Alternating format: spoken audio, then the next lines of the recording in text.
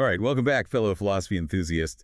Today we're diving into a concept that might seem simple at first glance, but gets really interesting when you start digging deeper. Representation. It's everywhere in politics, but what does it actually mean? Well, we're in for a treat today because we're using the Stanford Encyclopedia of Philosophy's entry on political representation as our guide. And let me tell you, it's a dense one. But hey, that's why we're here to break it down. Absolutely. And for our listeners who are drawn to those fundamental questions, the philosophical bedrock of things, this one is for you. Because when you think about it, representation, like one person standing in for a whole bunch of others, that raises all sorts of philosophical questions about power, legitimacy, and how we make decisions as a society. For sure. And one of the things that make this concept so tricky is that it's not really just one thing. It's like this cluster of different ideas and expectations, and they don't always play nice together.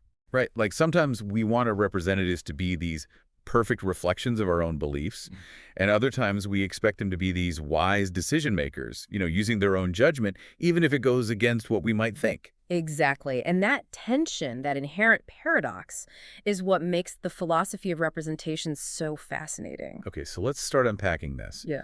The Stanford entry breaks down political representation into 5 core components. You've got the representing party, the one doing the representing, and then the party being represented, the folks whose interests are at stake. And then there's what's actually being represented. Are we talking specific opinions, broader interests, maybe even some kind of shared identity? Right, because sometimes it's not so clear cut, is it? And then, of course, you have the setting, the political context, the specific rules of the game. Those all shape how representation plays out. And then I think this is the one that often gets overlooked, but it's so important, especially from a philosophical perspective. What's being left out? Yeah. Whose voices aren't being heard? Whose interests are being ignored or marginalized? Yeah, that's a huge one, right? Because no system of representation is perfect. There are always going to be blind spots, and that raises all sorts of ethical and political questions. And it gets even more complex when you start thinking about different types of representatives and different political systems. Like a lot of theories focus on elected officials in democracies, but what about advocacy groups or international organizations? Yeah. Do those fit into our traditional ideas about representation? That's where things get really interesting, because then you start to wonder, are our current frameworks even adequate for capturing the full complexity of how representation works in the real world? Like Andrew Rayfeld, for example, he has this general theory of representation that hinges on audience acceptance. So basically, someone represents a group if that group accepts them as such. Which kind of blows things wide open, right? Huh. Because that could potentially apply to all sorts of non-democratic forms of representation. I mean, think about a dictator who claims to represent the will of the people. Exactly. And that's where the philosophical rubber meets the road. Because Reffeld's theory, while it's broad, it doesn't tell us anything about how a representative should act in order to deserve that acceptance. And that brings us to one of the classic debates in political philosophy, the whole delegate versus trustee thing, right? On the one hand, you've got the delegate model, the idea that a representative should be like this faithful messenger, just conveying the wishes of their constituents no matter what. Like James Madison, one of the founding fathers of the U.S., he was all about this idea of a large republic with diverse interests, precisely to prevent any one faction from having too much power over their delegates. Right. The assumption being that if you have enough different voices in the mix, it'll force those representatives to stay true to the will of the people. But then you have the trustee model. And Edmund Burke, he was a big proponent of this view. He argued that once you're elected, you're not just representing your local district.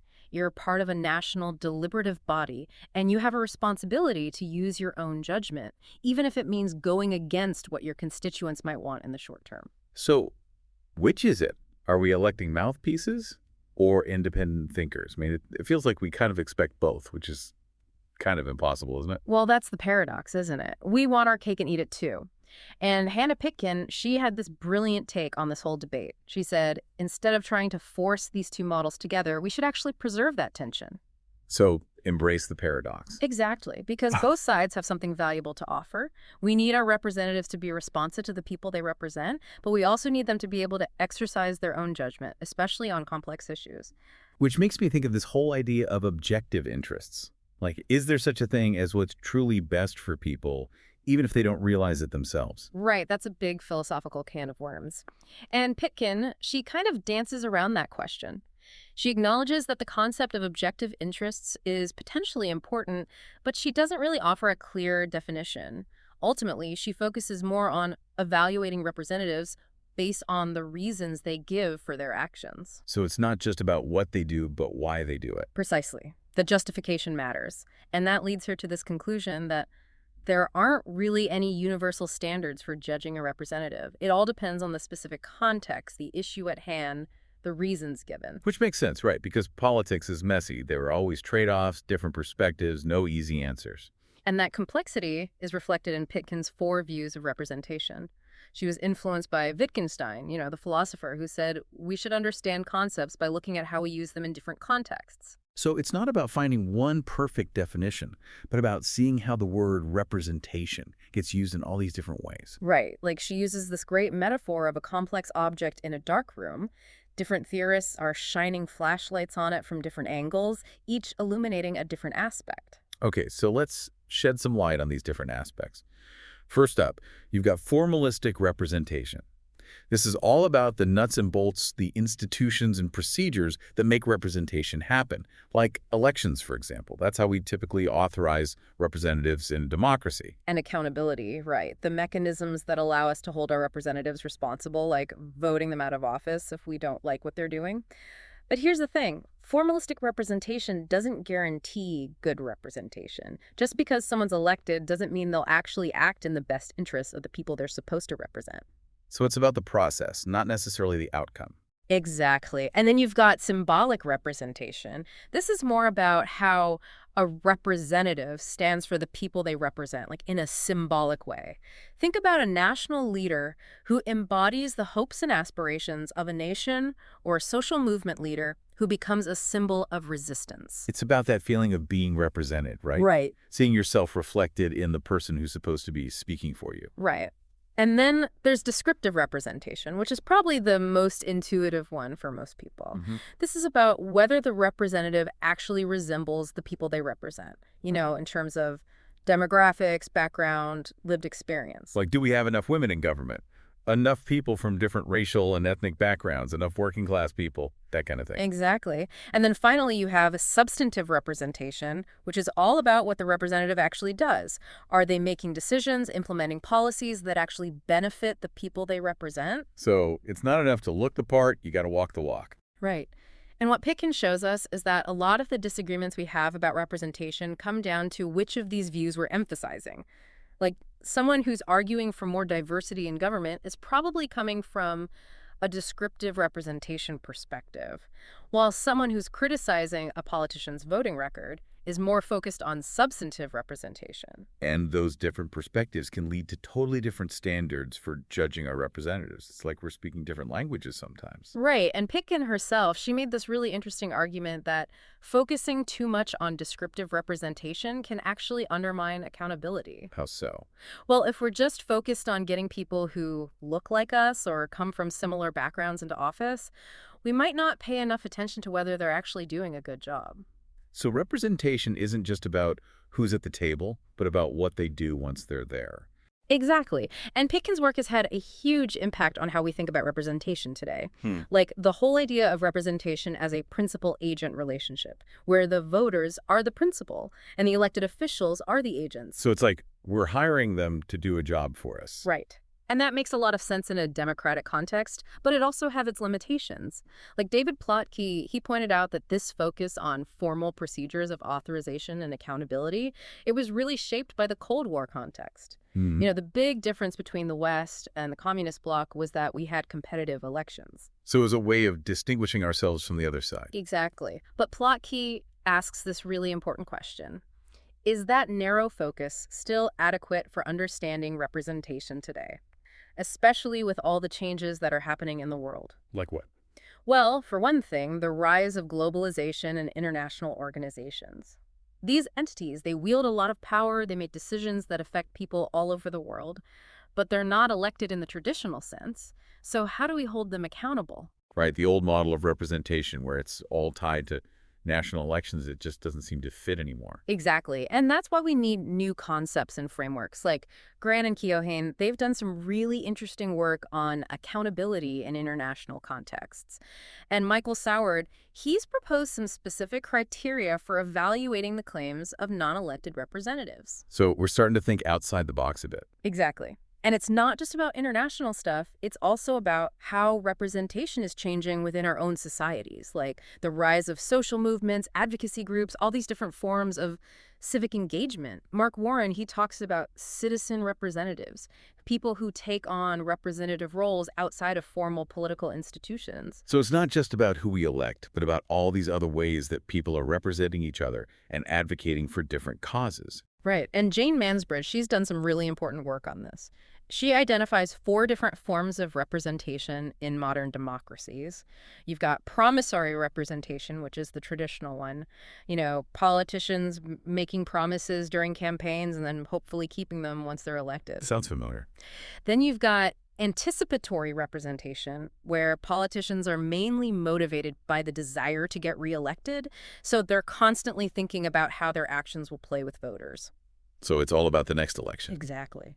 Then you've got gyroscopic representation. This is where representatives are guided by their own internal compass, their own values and principles. So they're doing what they think is right, regardless of public opinion. Right. And then finally, you've got surrogate representation, where a representative is advocating for people who are outside of their own constituency. So like a senator from a rural state who's fighting for the rights of urban dwellers. Exactly. And what's so interesting about Mansbridge's framework is that those last 3 forms, anticipatory, gyroscopic, and surrogate, they all operate largely outside of traditional mechanisms of accountability. So how do we hold those representatives responsible if they're not worried about getting reelected?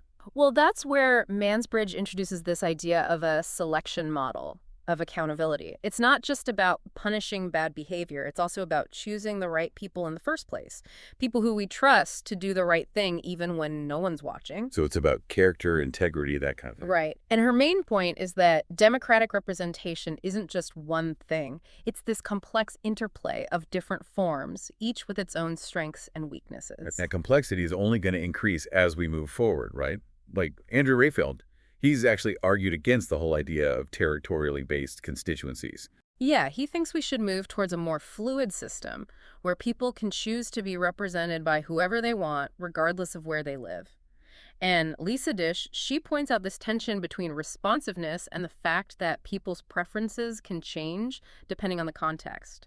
So how do you stay true to your constituents when what they want is always in flux? It's like trying to hit a moving target. Exactly. And that's where Dish introduces this concept of a mobilization conception of representation. It's not just about reflecting pre-existing preferences. It's about shaping those preferences, mobilizing people around a shared vision. So it's more active, more dynamic. Right. And then we have this whole constructivist turn in the study of representation. This is a pretty big philosophical shift. It moves away from the idea that representatives are just mirroring some pre-existing reality and focuses more on how they actively construct and frame the interests of the people they represent. So it's not just about reflecting, it's about creating. Exactly. And Michael Saward, he's one of the key figures in this constructivist turn. He has this representative claim framework where he talks about how a maker, which could be a politician, an activist, anyone really, puts forward a subject, which is like the group or cause they're representing. Okay, so far so good. And that subject stands for an object, which is like the specific issue or policy they're advocating for. And all of this is presented to an audience, which could be voters, the general public, whoever. Oh, it's like a performance, right? They're putting on a show to try to persuade people. Exactly. And Saward's point is that the representative plays a huge role in shaping how people understand the issue, how they see themselves, how they see their own interests. So it's not just about reflecting reality, it's about shaping it. Right. And this has some pretty big implications for how we think about political communication and the role of language in shaping our understanding of the world. So representation is about persuasion, about storytelling, about framing issues in a way that resonates with people. Exactly. But this constructivist view, it has its critics. Like Lisa Dish, she argues that this focus on construction can go too far. She worries that it undermines the normative foundations of democratic politics. So if everything is just a construction, then how do we know what's right or wrong? How do we hold our representatives accountable? Right, those are big questions. And Dish, she proposes this alternative called the citizen standpoint. She thinks we need to ground our understanding of representation in the collective action and critical analysis that happens within social movements. So it's not just about what politicians say, it's about what people are doing on the ground, fighting for their rights, demanding change. Exactly. And that brings us to some of the really exciting developments in contemporary scholarship on representation. Like Melissa Williams, she has this really interesting take on representation as mediation, especially when we're talking about historically marginalized groups. So it's about bridging the gap between those who have been excluded from power and the decision-making processes that affect their lives. Exactly. And Williams, she identifies three key dimensions of this mediation. First, there's legislative decision making. This is about making sure that the voices of marginalized groups are actually heard in the rooms where policies are being made. So it's not just about having a seat at the table, it's about having a voice that's actually listened to. Right. And then there's the relationship between legislators and their constituents. Williams argues that for historically marginalized groups, this relationship is often marked by mistrust, by a history of broken promises. So representation needs to be about rebuilding that trust. So it's not just about passing laws, it's about repairing relationships. Exactly. And then finally, there's this whole idea of memory. Williams argues that we need to take into account the history of marginalization, the shared patterns of discrimination, when we're thinking about how to design representative institutions. So we can't just pretend that everyone's starting from the same place. Right. And Williams, she's really critical of the traditional liberal model of representation, free and open elections, interest group pluralism. She argues that this model just doesn't go far enough in addressing the historical injustices that continue to shape our society. So we need to be more proactive, more intentional about creating systems of representation that actually work for everyone. Exactly. And then you have Nadia Urbanati. She has this really interesting perspective on representation as advocacy. She argues that the point of representation isn't just to aggregate pre-existing preferences, it's to preserve the space for disagreement, for contestation. So it's not about everyone agreeing. It's about everyone having a chance to make their case. Right. And she emphasizes this idea of a representative's passionate commitment to their elector's cause, but also their relative autonomy of judgment. So it's not about blindly following orders, it's about using your judgment to fight for what you believe in. Which kind of brings us back to that whole delegate versus trustee thing, doesn't it? It does. And Andrew Rayfeld, he's actually tried to break down that dichotomy even further. He argues that we should be thinking about three different dimensions: the representative's aims, the source of their judgment, and their responsiveness to constituents. So it's not an either, it's more like a spectrum. Right. And Iris Marion Young, she's also challenged us to think more critically about descriptive representation. She argues that simply increasing the number of women or minorities in office, it's not enough. We need to be more attentive to how different groups are positioned within the power structure, how some voices might be amplified while others are silenced. So it's not just about numbers, it's about power dynamics. Exactly.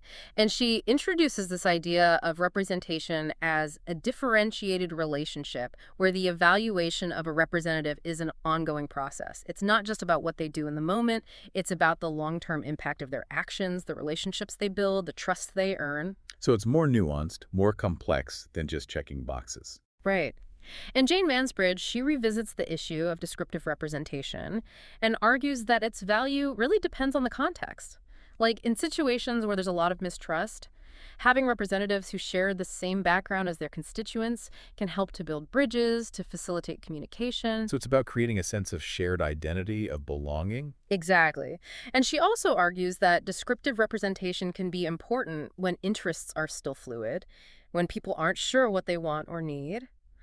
Having representatives from different backgrounds can bring new ideas to the table, can help to expand the range of possibilities. So diversity can lead to innovation. Right.